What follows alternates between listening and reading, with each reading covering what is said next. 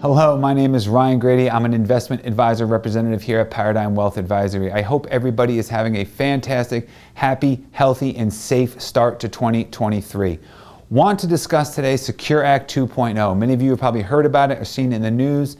This legislation, which was recently passed, is designed to really help Americans prepare for or enjoy retirement. So much to get into. Just want to cover some main key points and break it down into two categories, right? Those of us who are in retirement or are really rapidly approaching retirement, and for those of us who still have some working and earning years ahead of us, have some more time before we think about retirement. So first, again, those of us in retirement or approaching retirement, three key things to think about.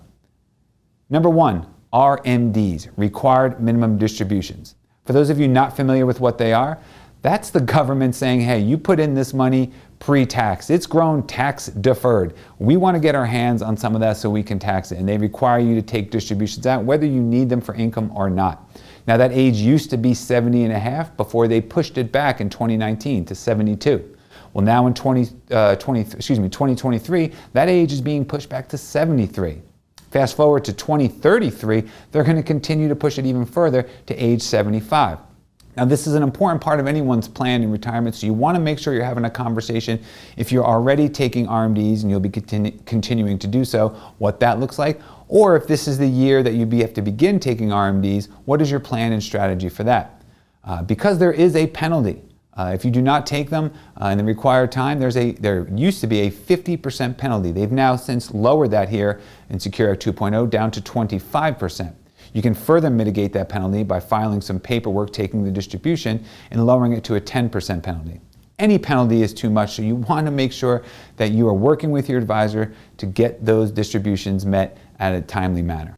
The second are catch-up contributions. So in your 401k, in your employer plan, you will have the ability to add to those savings. So if you are age 50 and above, you can now save an additional $7,500 annually in your plan, right? So the amount of $22,500, you can add an additional $7,500 to that annually once you reach age 50 or higher.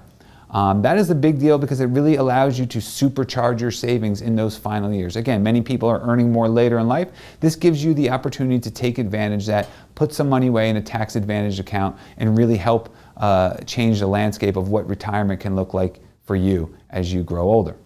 Now for IRAs, that continues to be $1,000 that you can add to your IRAs at the age of 50 and older, right? So an additional $1,000 can go into those accounts once you reach age 50 and older.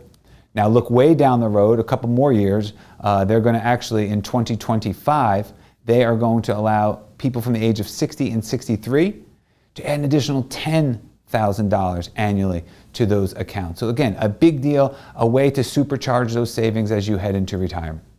Finally, we're going to look at something called qualified charitable distributions. What QCDs are something that allow individuals who are 70 and a half or older to donate up to $100,000 total to one or more charities directly from a taxable IRA instead of taking their required minimum distributions.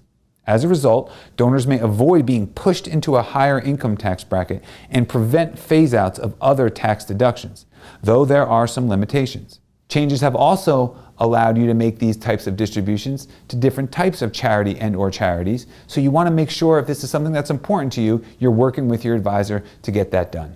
Next, we want to take a look at individuals who still have some working years ahead of them, maybe not that close to retirement. What are three main components of this Secure Act 2.0 that you want to make sure you're paying attention to? The first one are the ability for employer contributions to go in as Roth contributions, right? So if you are currently making Roth contributions into your 401k and you are receiving an employer match, that match has been going in pre-tax, right? So although your goal is to build up a bucket of post-tax dollars in that account, those employer contributions were going in pre-tax. Now you will have the ability for those employer contributions to be Roth contributions as well, further building up a bucket of assets that when you retire, you can take out tax-free. Very, very important. The next is some increasing flexibility within 529 plans.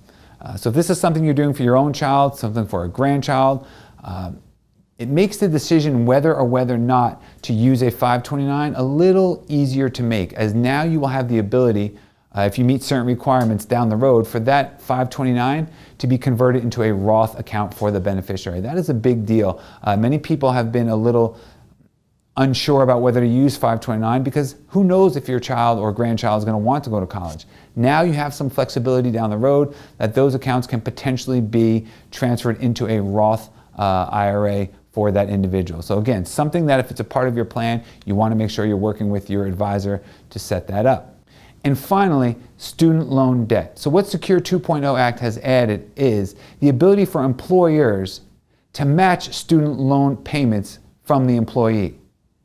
And what this allows is employees to not have to choose between, am I going to be able to save for my future or am I going to pay down this debt? Now here's a way you can do both. You can pay down your debt and potentially have your employer still make matching contributions into your 401k.